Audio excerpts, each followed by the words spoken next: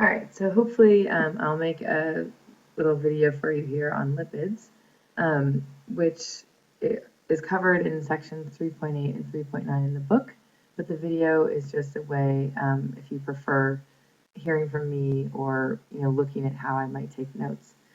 And then just excuse the kind of sound of the pen writing on the slide, and also there might be some coughing as well. So you can pause the movie at any time and take these down in notes. So the movie itself might go kind of quickly, but I'm depending on you guys to pause when you need to. So lipids overall are mostly water insoluble, which means that they're hydrophobic. So there will be some exceptions, but most of these are made of, so we say carbon and hydrogen are the keys for nonpolar molecules, and those which will be hydrophobic. And then, commonly we think of lipids as fats. Fats are really only one of the subclass molecules of lipids, but you can think of these that they'll be important for long-term energy storage. And if you looked at a gram of lipid per gram of polysaccharide, that the lipids would have twice as much energy. So they're really efficient. They're an efficient way to carry around a lot of energy, much more efficient than carrying around carbohydrates. And then lipids are sort of this special class. They're not considered macromolecules or polymers. So polymer we think of, composed of many monomers put together, often in a long chain. And you'll see that lipids don't really fit this. They have, they can have 4 different parts that come together, but nothing like the hundreds of amino acids or nucleotides or monosaccharides. So the first subclass are what we commonly think of as fats, and we technically call triglycerides. And so when we look at the structure of the molecule, you can see why. So it's based on, this is this 3-carbon glycerol that starts off as an alcohol, but then through dehydration, you have 3 dehydration reactions where the glycerol binds to a fatty acid. So each one of these is a fatty acid, and they're composed entirely, they're hydrocarbons of carbon and hydrogen. So you can look here, this one shows the actual atoms that are involved. So these long chains are nonpolar. And then at the head, we call this kind of the head and the tails. Even though we have some oxygen, we can think of the fact that these tails are so long means that overall we can think of the molecule as nonpolar. So you can tell me that it has both a polar part and a nonpolar part, but we know that fats don't dissolve in water, and so you can think of them as being overall hydrophobic. And then kind of one note, fatty acids, these fatty acids, can be represented also as just a chain of carbon and hydrogens.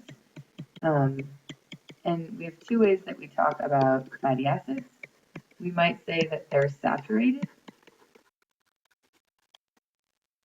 which simply means that every carbon is attached to 2 carbons and 2 hydrogens. So you can think of this as saturated with hydrogen. So down here we have an example of an unsaturated.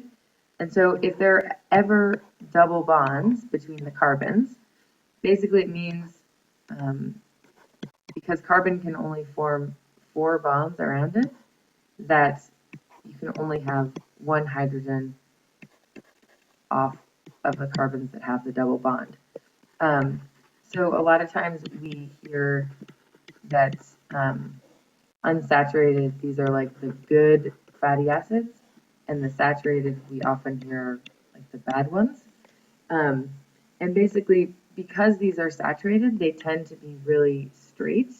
So, like you can see in this, like this section of the molecule is saturated, it's really straight.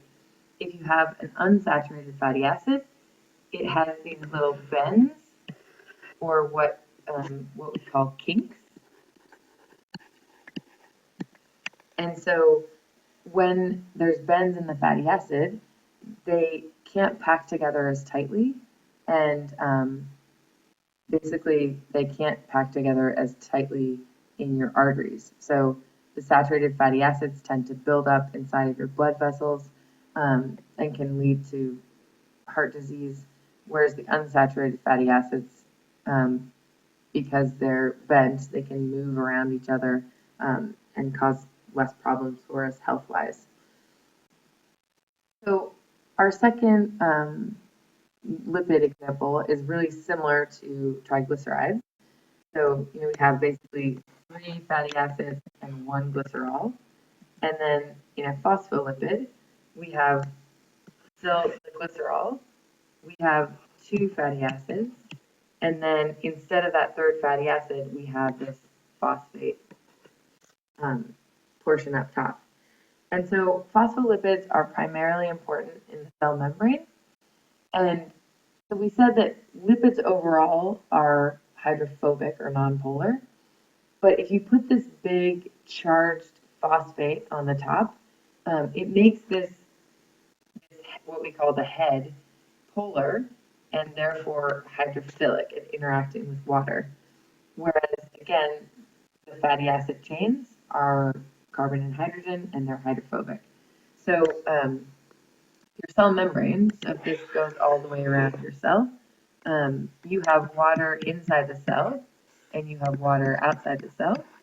And so basically you have these polar hydrophilic heads interacting with water on both sides, and then the non-polar tails are on the inside, and they're protected or away from the water. So this is really important to the structure of our cell membrane.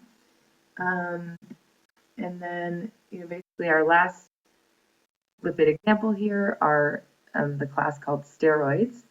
And you don't need to really memorize this structure, but all the steroids are based off of these 4 carbon rings.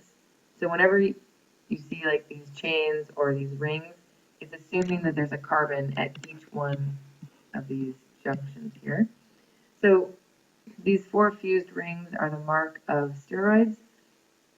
And, cholesterol is a really well-known steroid. And even though we think of it as being bad for us, we actually need it. It's really important for our cell membranes. And it's also important as the basis for other steroid molecules. So, again, you don't have to draw this by any means, but these are all examples of steroids.